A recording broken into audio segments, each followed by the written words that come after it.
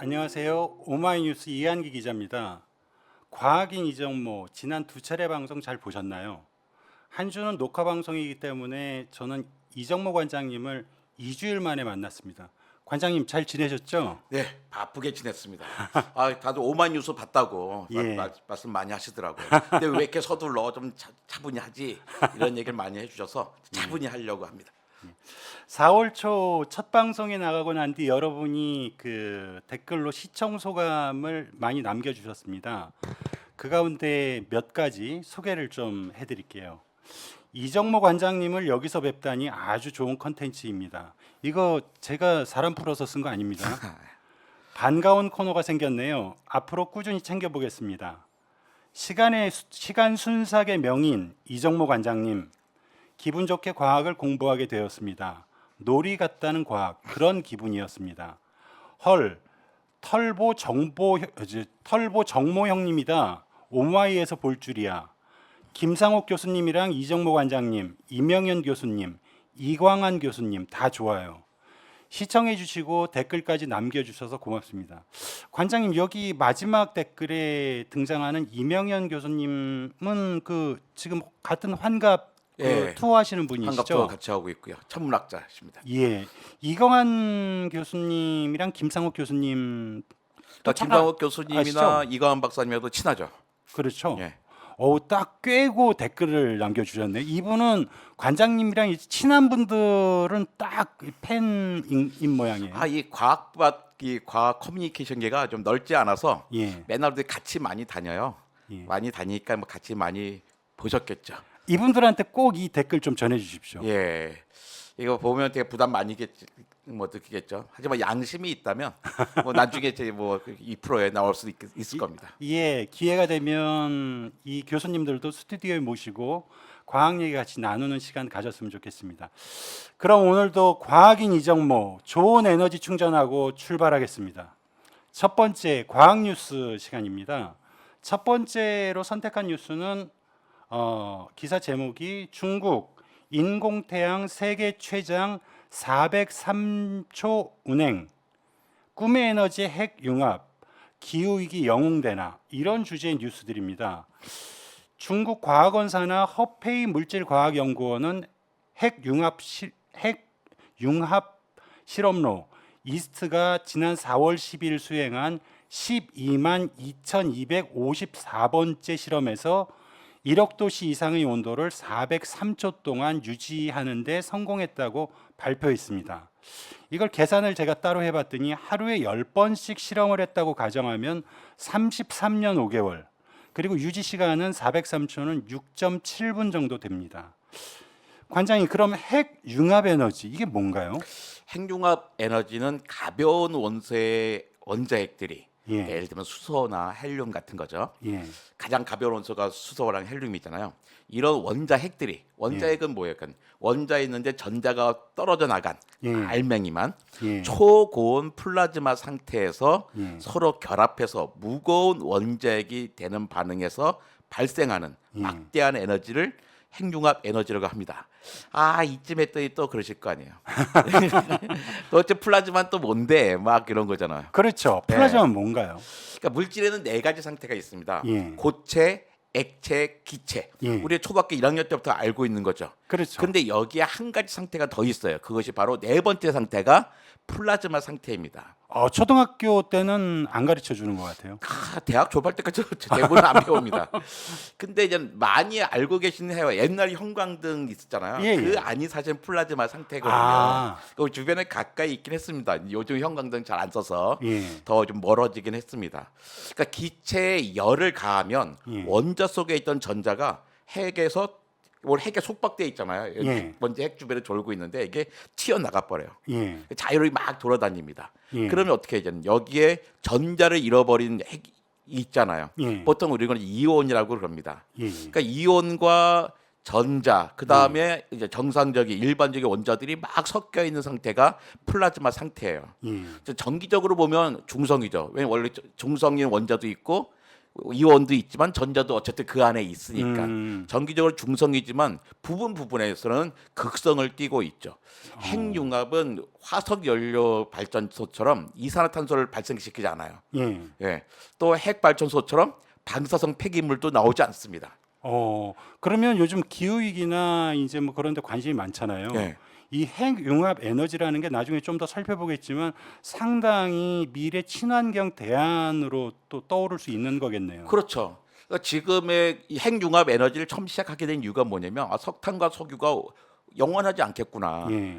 그렇다면 핵 에너지를 써야지. 예. 근데 핵 에너지는 폐기물 때문에 방사성 폐기물 때문에 도저히 우리가 감당할 수가 없다. 그렇다면 어떤 방법이 있을까? 근데 별에 보니까 예. 별에서는 핵융합을 해서 에너지를 얻는데 그건 폐기물도 안 생기잖아. 예. 그러니까 우리 별을 한번 흉내내 보자 해서 시작하게 된 거죠. 예.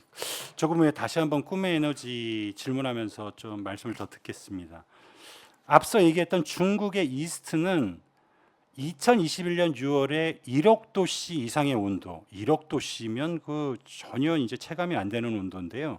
1억 도씨 이상의 온도를 101초, 1.7분 유지하는 데 성공했다고 하는데요. 그렇다면 이번에 발표한 내용보다 이번에 발표한 내용이 한 4배 정도 2021년에 비해서 4배 정도 늘어난 셈입니다. 그렇다면 과연 우리나라는 어느 수준에 와 있습니까? 바로 이번에 중국의 이스트 실험 직전까지는 우리나라가 최고였어요. 그렇습니까? 예. 2020년에 초고온 플라즈마 상태를 20초 동안 유지하는 데 성공했습니다. 예. 당시 세계 최장기록이었어요. 그 당시에 미국과 유럽은 기껏해야 7초, 중국이 10초 정도였거든요.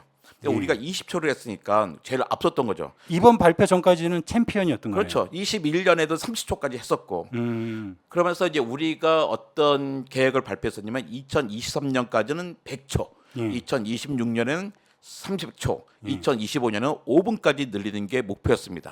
근데 중국이 살짝 일찍 했죠. 예. 그러니까 그렇다고 뭐 우리가 뭐 자책하고 우리가 왜 이렇게 늦어서 그럴 필요는 없어요. 어차피 우리나라가 제일 앞선 나라기도 합니다.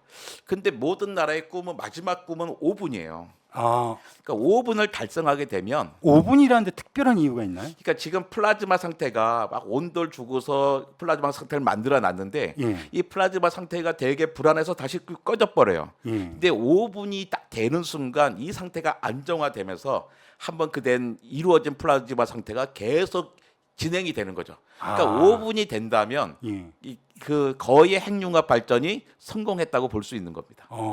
말 그대로 그 관문을 여는 거네요. 그쵸. 5분이. 이제 5분을 가기 위해서는 6초부터 시작했는데 예. 이제 우리는 30초까지 갔고 이번에 100초까지 101초까지 간 거잖아요. 예. 그래서 101초면 벌써 1분이 넘는 거잖아요. 예, 예. 2분 가까이 되는 거니까 예. 아직 멀지 않았습니다. 우리나라가 그럼 세계 최고 수준의 기술을 갖고 있다는 얘기네요. 그렇죠. 예.